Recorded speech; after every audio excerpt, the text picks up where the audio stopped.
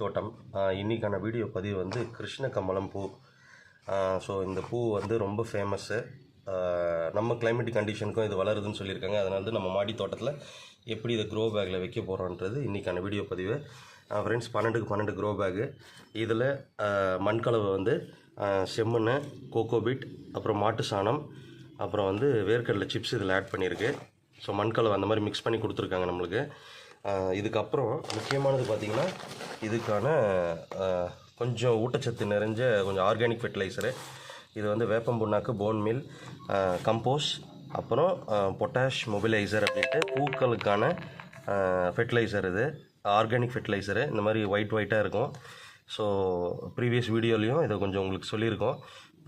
பூச்செடிங்களுக்கு இது கொஞ்சம் ஆர்கானிக்காக, கொஞ்சம் சீக்கிரமாக பூ வளர்கிறதுக்கும் ஆர்கானிக்காக செடிகள் நல்ல ஹெல்த்தியாக இருக்கிறதுக்கும் இந்த ஃபெர்டிலைசர் யூஸ் பண்ணுறோம். இது வந்து ஒரு கைப்பிடி எடுத்து இந்த சென்டர் போர்ஷனில் இப்போ பாதி க்ரோ பேக்கில் நம்ம வந்து நிரப்பி வச்சுருக்கோம் மண்ணை.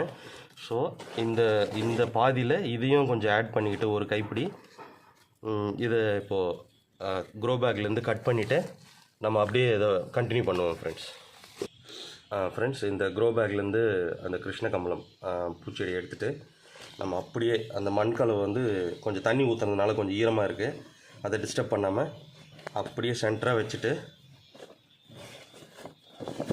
இதுக்கு மேலே அப்படியே மண்கலவை வந்து நம்ம ஆட் பண்ண போகிறோம். அதே மிக்சர் ஆஃப் செம்மண், கவுடங்கு, அப்புறம் கோகோபீட், அப்புறம் வேர்க்கடலை சிப்ஸு இதை அப்படியே நம்ம ஆட் பண்ணிவிட்டு மேலே வந்து இந்த நியூட்ரிஷன் ஆர்கானிக் ஃபெர்டிலைசர் வந்து நம்ம ஆட் பண்ணி விட்டுறோம்.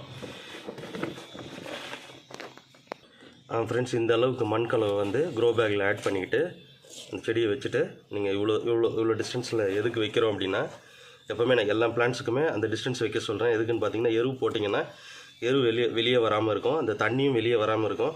அதுக்கான டிஸ்டன்ஸ்க்காக தான் இந்த டிஸ்டன்ஸ் நான் வைக்க சொல்கிறேன் உங்களுக்கு. மண்கலவை இவ்வளோ தான் இருக்கணும். ஃபுல்லாக வந்து ஃபில் பண்ணிட்டிங்கன்னா தண்ணி வெளியே வந்துடும், எரு போட்டாலும் உள்ளே நிற்காது. ஸோ இந்த செடியை வச்சாச்சு ஃப்ரெண்ட்ஸ்.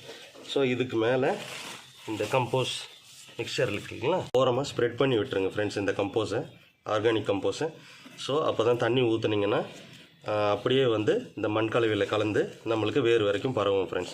ஸோ இந்த வீடியோ உங்களுக்கு பிடிச்சிருந்தால் லைக் பண்ணி கமெண்ட் பண்ணி ஷேர் பண்ணிக்கோங்க ஃப்ரெண்ட்ஸ். மறக்காமல் சப்ஸ்கிரைப் பண்ணிக்கோங்க. அப்போ தான் நான் போடுற உங்களுக்கு இந்த மாதிரி செடிங்களுக்கான வீடியோஸ் உங்களுக்கு உடனே அப்டேட் ஆகும் friends. Thank you so much. By.